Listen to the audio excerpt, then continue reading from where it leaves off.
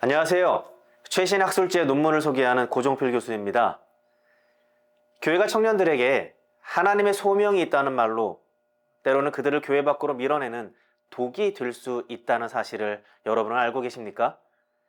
제가 소개할 2025년 최신 연구 논문은 우리가 당연하게 여긴 이 소명과 열심이 왜 청년들을 무너뜨리는지를 보여주고 있습니다.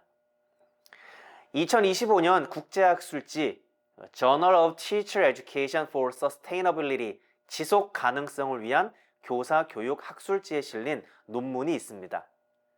유럽 북동부의 작은 나라 라트비아에 있는 다우가우필스 대학교 학생 130명을 대상으로 웰빙이라는 것을 세 가지 차원에서 측정을 했습니다. 단순한 행복감을 가리키는 쾌락적 웰빙, 삶의 목적과 자아 기능을 보는 심리적 웰빙, 그리고 삶이 온전히 만개한 상태인 플로리싱, 이 세 가지 차원이 웰빙에 대한 차원입니다. 연구에 참여한 130명은 학사과정, 석사과정, 박사과정 학생들이고 연령대도 18세부터 46세까지 매우 다양합니다.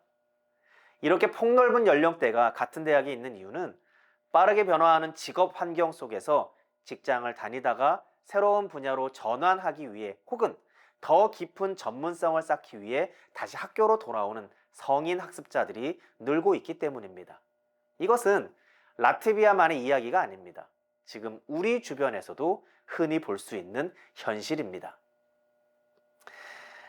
이 연구 논문의 전체 결과를 먼저 보면 학생들의 삶의 만족도는 7점 만점에 평균 4점으로 약간 만족 수준이었습니다. 삶이 온전히 만개한 상태를 가리키는 플로리싱도 7점 만점에 약 5점으로 평균 수준이었고 긍정적인 감정이 부정적인 감정보다 높게 나타났습니다. 겉으로는 그렇게 나쁘게 보이지 않습니다. 그런데 연령대별로 나누어 보면 이야기가 달라지게 됩니다. 이 연구 논문은 5개의 연령대를 비교했습니다. 18세부터 21세, 22세부터 25세, 26세부터 36세, 37세부터 45세, 그리고 마지막 46세 이상입니다. 가장 눈에 띄는 결과는 이것입니다. 22세에서 25세 그룹의 주관적 웰빙이 5그룹 중에서 가장 낮았습니다. 졸업을 앞두고 진로를 결정해야 하고 사회에 첫 발을 내딛는 바로 그 시기입니다. 반면 26세에서 36세 그룹은 웰빙이 가장 높았고 46세 이상도 안정적으로 높게 나타났습니다. 추측하기로는 나이가 들수록 기대치를 현실에 맞게 조율하고 지금 가진 것에 감사하며 역경을 통해 쌓인 회복 탄력성이 그들의 웰빙을 높이기 때문입니다. 흥미로운 것 하나가 더 있습니다. 18세에서 21세 그룹은 삶의 만족도 자체는 상대적으로 높았지만 긍정적 감정은 낮고 부정적 감정은 높았습니다. 아직 인생에 대한 기대는 크지만 실제 일상에서 경험하는 감정의 질은 좋지 않다는 뜻입니다. 즉, 기대와 현실 사이의 간극이 가장 큰 시기라는 의미입니다. 마지막으로 가장 중요한 발견이 있습니다. 공동체 안에서의 소속감과 심리적 기능은 모든 연령대에서 공통적으로 낮게 나타났습니다. 여기서 우리는 뼈아픈 질문을 던져야 합니다. 왜 나이와 상관없이 공동체 안에서의 소속감은 여전히 낮은 것일까?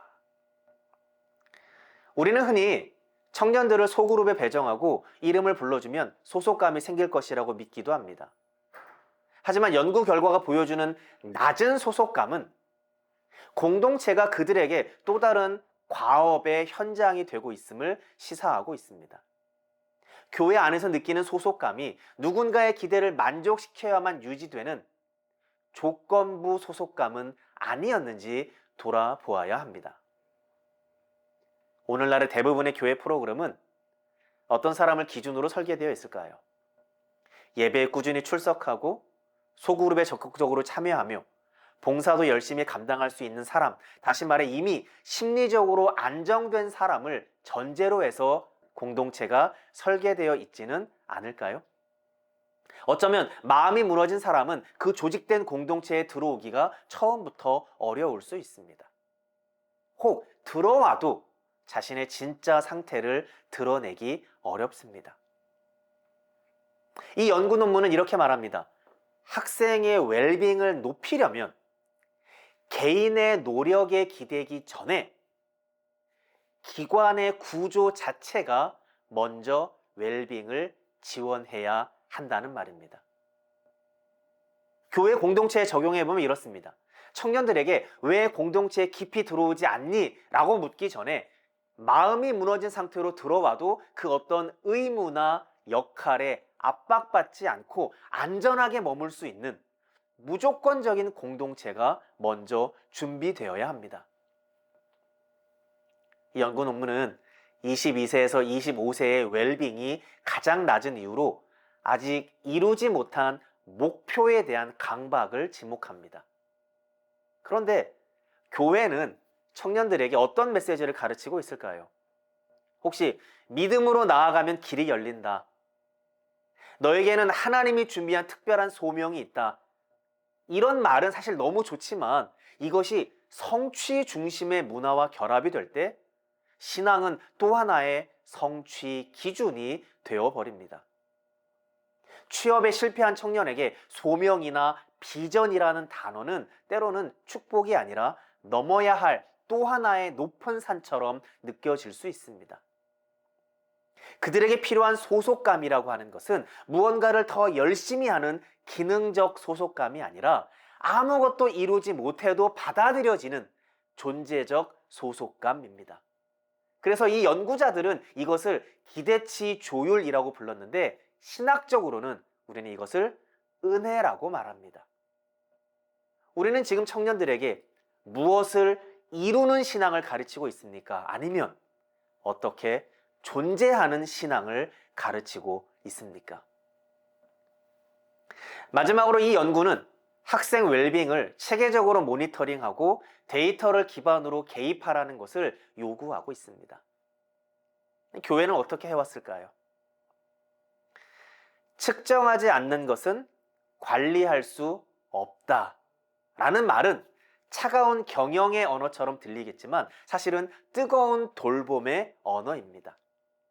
진심으로 상대를 돌보고 싶다면 그 사람의 상태를 파악하려는 의도적인 노력이 있어야 합니다. 예를 들면 분기마다 청년들이 익명으로 소속감과 감정 상태를 나눌 수 있는 간단한 채널을 만드는 것이 시작 가운데 하나일 수 있습니다. 단순히 예배 출석 인원을 체크하는 것이 아니라 나는 이 공동체에서 안정감을 느끼는가를 되물어 볼 수 있도록 해야 한다는 것입니다. 공동체 안의 소속감이 또 다른 피로가 되지 않도록 관리하는 것, 그것이 데이터 기반 돌봄의 시작입니다.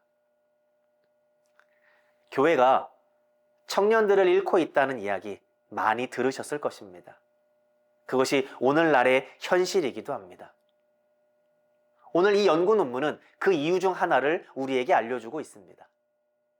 교회가 청년들의 무너지는 마음을 담아낼 조직된 공동체를 갖추지 못했기 때문일 수도 있다고 말입니다.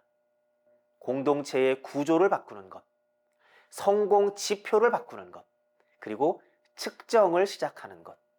이것은 신앙의 본질을 버리는 것이 아니라 내 양을 먹이라는 말씀을 오늘의 언어로 실천하는 것입니다. 오늘의 컨텐츠가 마음에 드셨다면 구독과 좋아요 부탁드립니다.